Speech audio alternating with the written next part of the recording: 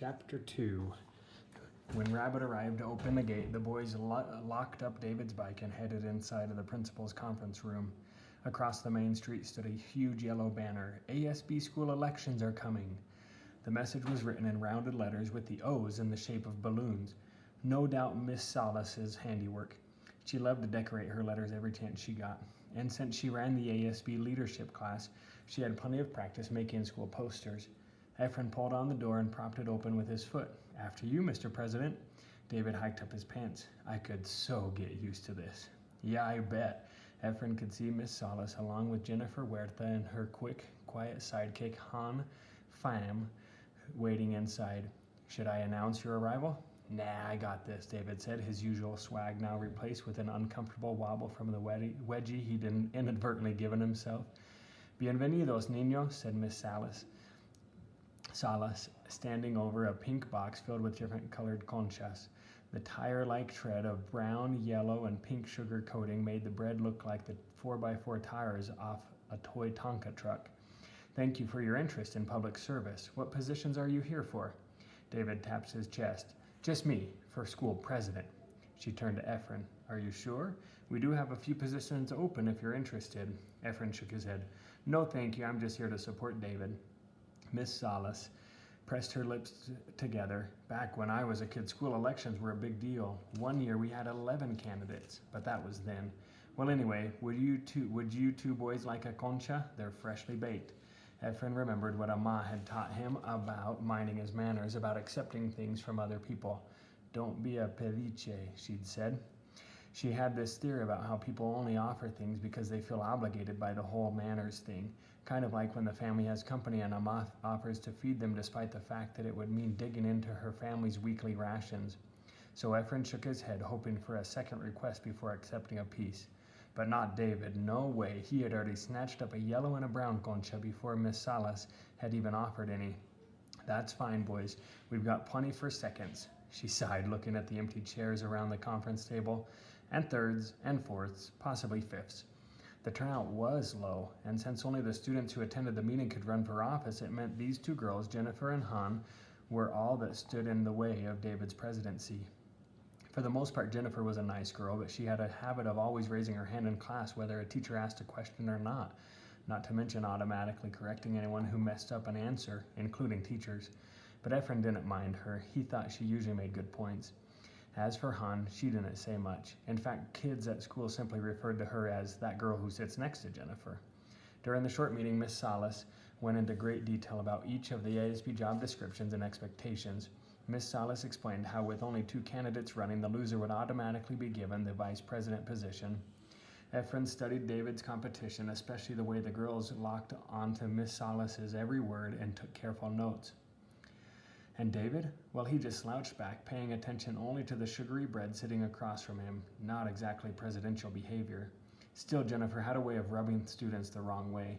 A lot of kids didn't like that she seemed to know everything, a possible side effect of the fact that she always seemed to be reading.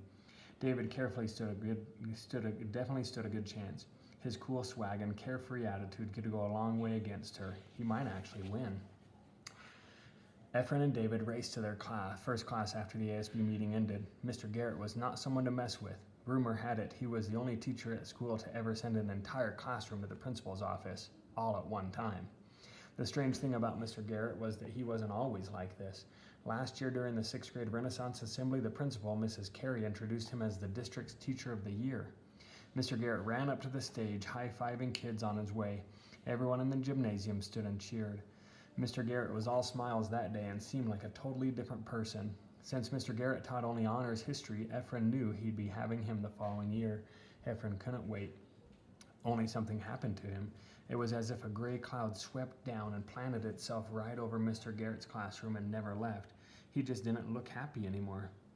Efren entered the classroom first. Unlike others around the school, this room stood bare, without any cheesy history teacher posters or bright bulletin boards highlighting student learning. Not here, nada. Even Mr. Garrett's desk was bare, just the usual oversized mug of Starbucks coffee. Not waiting for the bell, Efren began copying down the homework. Article of the day, same as yesterday. Everyone opened their assigned Chromebooks and began logging in. Mr. Garrett took his usual seat behind the desk. You all know the drill. Work on the typing tutorial if you finish early. With that, he went back to the same book of Sudoku puzzles from a week ago. Just as Efren positioned his fingers across the keyboard, a crumpled sheet of paper struck the back of his head. There was no need to look around or track the path it came from. This was just the way David preferred to communicate during class.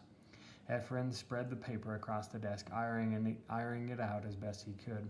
This particular note was an illustration, or master pizza, as David liked to call them. The artwork on the page showed Mr. Garrett slumping over his desk with his face soaking in a pool of drool. A stick-figure girl stood behind him with her finger resting inside her triangle nose.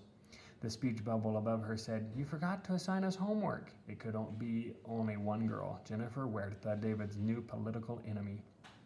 Efren pressed down on his temples and buried the drawing under his Chromebook. He then turned back and shook his head at wide-grinning David. As much as he loved hanging around with David, Efren chose to spend his morning nutrition breaks at his favorite place at school, the library. Like his bathtub at home, it was a place where he could open a book and let himself be taken anywhere he wanted. Here, Efren felt free. Here, there was never anyone he needed to bathe or help with homework. Here, he didn't have to take on security watch and sit by his apartment window at night waiting for Amma to make it home safely from work. Here, it was all about his escaping into other worlds where everything usually ended in smiles. Efren unzipped his backpack and took out the books he'd tucked away at the bottom. Then he slipped them into the weathered, empty Amazon box marked "Return" seated outside the library door. He stepped inside and greeted Miss Ornelas, the only school librarian in the entire world with a habit of talking louder than the students. She looked up from her messy desk and waved with a smile. Of course, Efren smiled back as he headed toward the fiction area, second row, top shelf, the same exact spot he'd left off the last time he was here. Without missing a beat, he began running his fingers along the spine of each book until something called to him, and something always did. This time his fingers paused over a teal book with orange letters. The House on Mango Street? He thought about Highland Street, about the fruit trees, and for a split second wondered if this book might somehow be about his own neighborhood. He pictured little kids in diapers chasing chickens, running around freely, while slightly older kids played school on the porch or made mud pies to share with the entire neighborhood. Yeah, right, Efren scoffed at the idea. That's an amazing book, a voice said behind him. It was Jennifer Huerta, the only other student who checked out as many books as Efren. She stood beside him, her long, wavy hair held tightly in a braid. It's about a girl named Esperanza who trying to discover who she is and where she belongs in the world.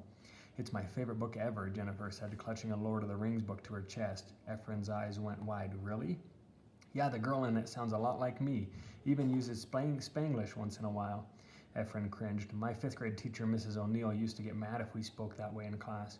Why, what's it to her? Efren liked this side of Jennifer. She had a bit of attitude he hadn't seen before. I don't know, maybe because she couldn't understand what we were saying. Jennifer's laugh surprised Efren. They'd been in the same honors classes since last year, and he'd never heard her laugh before. What's your favorite book? She asked. Probably Maniac McGee. Maniac McGee? I haven't read that one. Yep, it's amazing. It's about this kid stuck between two different worlds that don't get along just because of the colors of their skin. And at the end, he actually... Oh, sorry, don't want to spoil it for you. Oh, don't worry about me. I always read the endings first. Wait, what? Yeah, I like to read the endings first. That way I know that there's a happy ending. Otherwise, the books are too suspenseful for me, and I bite my fingernails until the tips begin to hurt, she laughed. I'll probably have to wear gloves on school election day. Efren's mouth decided to betray him. I'm sure you'll do great, he blurted out.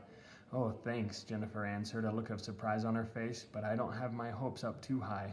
So why are you running? I was home watching a report on how undocumented families were being separated.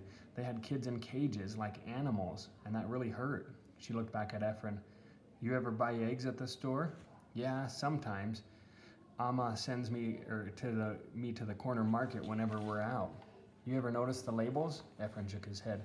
Most of the eggs say they come from cage-free chickens, which means people in this country worry more about chickens than they do about undocumented children. It makes me feel so... Her eyes welled up and she stopped to look around and make sure nobody else was close enough to hear her. Then, with her head down as if she was ashamed, she added, Mi papá no tiene papeles. Don't worry, my parents are here illegally too. I swear I won't tell anyone. Jennifer smiled ever so slightly. I know you won't. That's why I told you. My mom says I'm a great judge of character. Says I'd make a great juez someday and I'll have my own courtroom. She reached into her backpack and held out a brown paper lunch bag. The words Somos semillitas were neatly written across the front. We are seeds? I don't get it. It's a Mexican saying. Nos quisieran enterrar, pero no sabían que éramos semillas. Efren rubbed his lower lip. They tried to bury us, but they didn't know we were seeds? Yeah, that's it. My mom likes to remind me of this every day. She's right, though. That's why I'm running. Figured I could make a difference, even if just at school. Efren's smile widened. I like it. I think your mom is right. You'd make a great politician. She laughed. Well, I think you'd make a great school president. Efren's cheeks turned bright red. Thanks, but I'm just campaigning for David. Too bad. Losing wouldn't hurt as much if it were against someone like you. Again, Efren's mouth continued on autopilot. I think you'd make a great president. Immediately, he covered his mouth with his hand. Jennifer smiled and pulled her bright pink rolling backpack in close to her. I better go, she said. Han is waiting for me. But before leaving, she leaned in and gave him a quick hug before vanishing behind the next aisle. Efren directed his gleaming eyes back at the book in his hand. His ears perked up. We didn't always live on Mango Street. He leaned up against the shelf and began reading the first page. Jennifer was right. This book was different. Efren thought about all the different neighborhoods he'd lived in.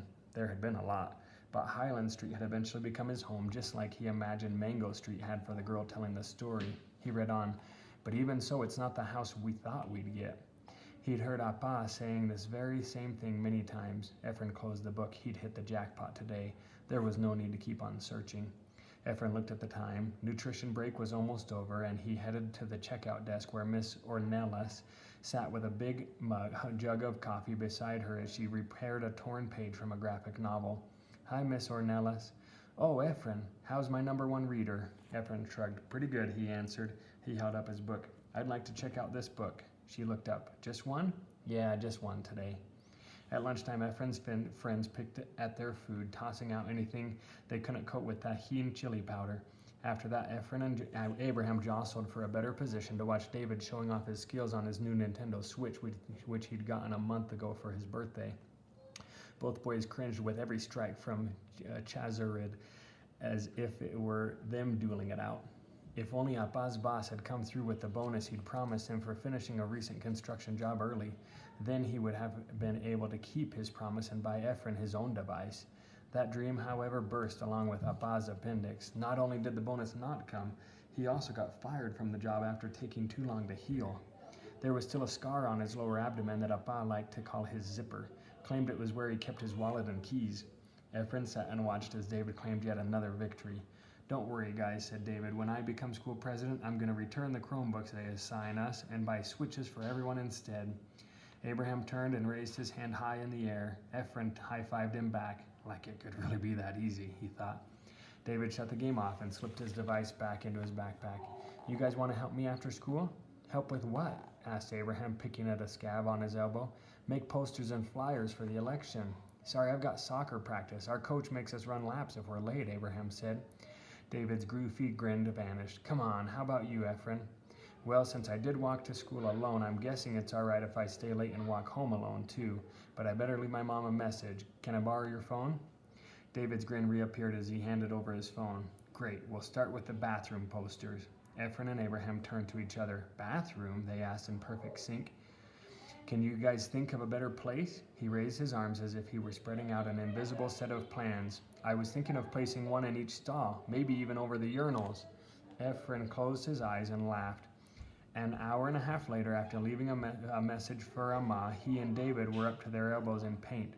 The ASB leadership room was huge and had everything a future president-elect could ever need. Rolls of poster paper, glue, popsicle sticks, straws, markers, tempera paints, watercolors, foam, paintbrushes, even foam brushes. Efren ripped off another yard of yellow paper from the roll. Are you sure about this? Yeah, haven't you ever heard of a word-of-mouth campaign? Once a few kids see our posters, they'll start telling their friends, and presto, free publicity.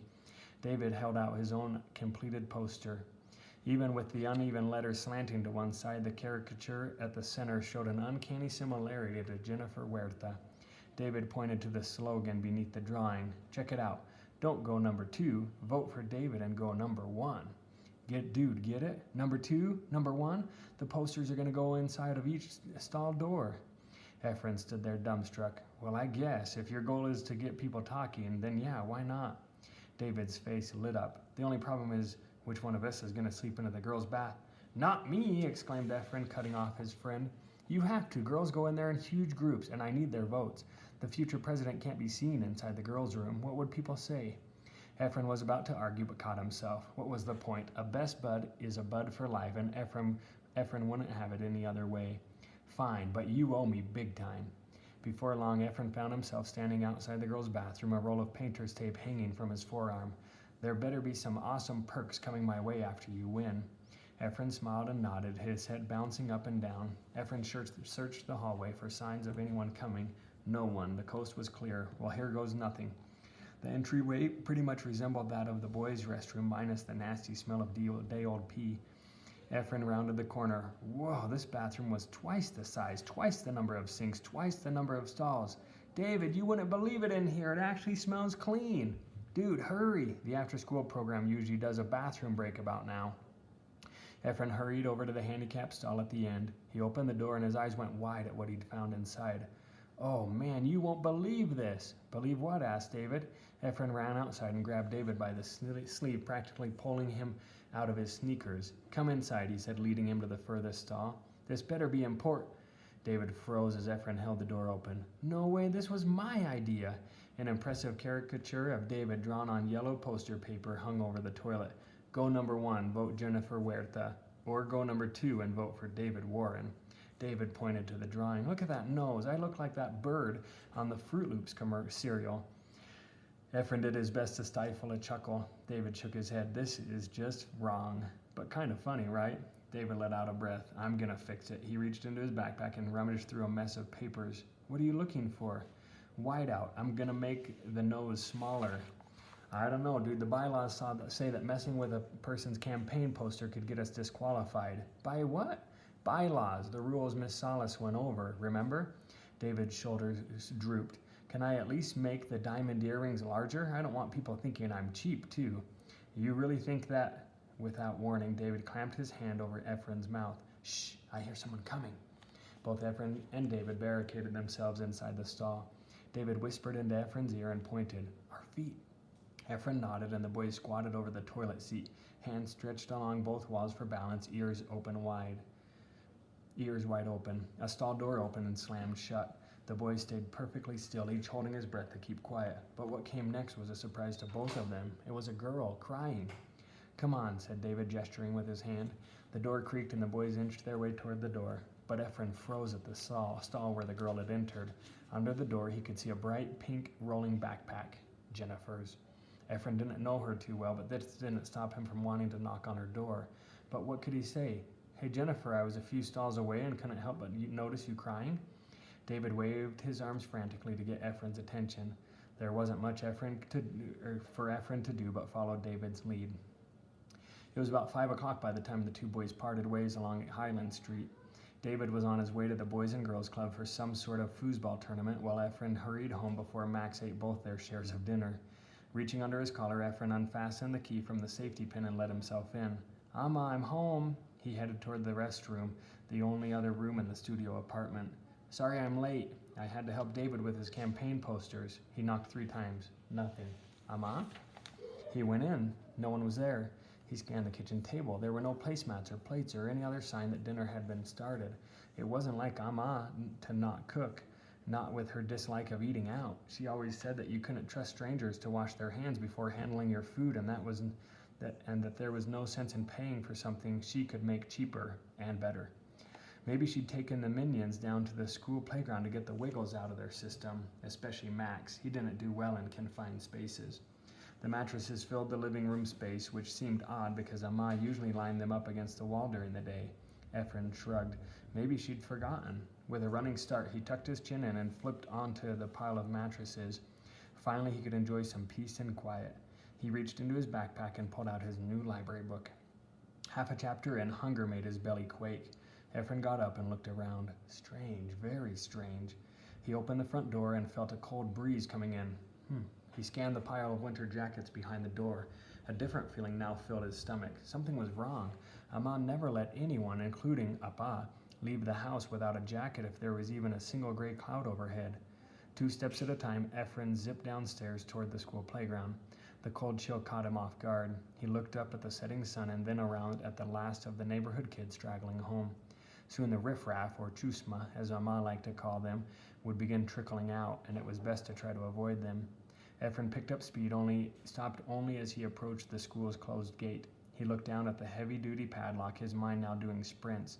Other than the food truck, corner market, and laundromat, there was nowhere else Ama could have gone. He did a quick check of the playground, then raced back home. He stopped short of his front door and bent over trying to catch his breath. That's when he discovered a paper caught in the metal screen door. He stuck his pinky finger between the metal designs and pushed the paper out. It was a note from Doña Chana, the Tupperware lady a few doors over. The slip read, La Señora Solomon me dejó los niños, están bien. It didn't make sense. Why would the little one's teacher, Miss Solomon, drop them off here? Ama should have picked them up both up hours ago. With his heart thumping, Efren bolted over. However, before he could even knock on Doña Chana's front door, Max and Mia came rushing out, their arms outstretched. Max's itty-bitty arms wrapped tightly around Efren's waist, while Mia tried climbing up to hug him. As relieved as Efren was to find the twins, the question still remained, where was Ama? The answer lay somewhere in Doña Chana's worried look. Mijo, les hice un caldito de pollo bien rico. Por favor, entra. A bowl of warm chicken soup sounded great. Normally he would have politely waited for her to insist, but something about her voice made him nervous. There was something she wasn't telling him. Sí, gracias, he said, determined on finding out what. The inside of her studio was pretty much a mirror image of where Efren lived. Only instead of piled mattresses, the entire room was surrounded by stacked boxes. Doña Chana was on her way out. The only thing not packed was the television, which sat across a floral sofa bed that looked like it had been picked off some highway curb. Efren, Max, and Mia crammed around a table so small that it made the entire kitchen area feel much larger than theirs. Doña Chana reached into a box, pulling out a plastic spoon for each of them. The soup was great, maybe not Ama great, but enough to help calm his nerves, enough to gather the courage to finally ask, Doña Chana, where's my Ama? Instantly her face tensed. Max, Mia, por favor, ¿por qué no se van a ver la televisión? When it came to watching TV, they didn't need to be asked twice. That left Efren alone with Doña Chana at the dinner table. Efren braced himself. Mijo, Doña Chana said, her voice high and tortured. Tu mamá, she called. La migra la tiene. Los descargados del ICE la recogieron buscando trabajo en una fábrica. Efren's body chilled to its core. He'd heard the word ICE whenever someone brought up immigration, usually in the same way kids talked about El Chuchu, the Latino version of the boogeyman.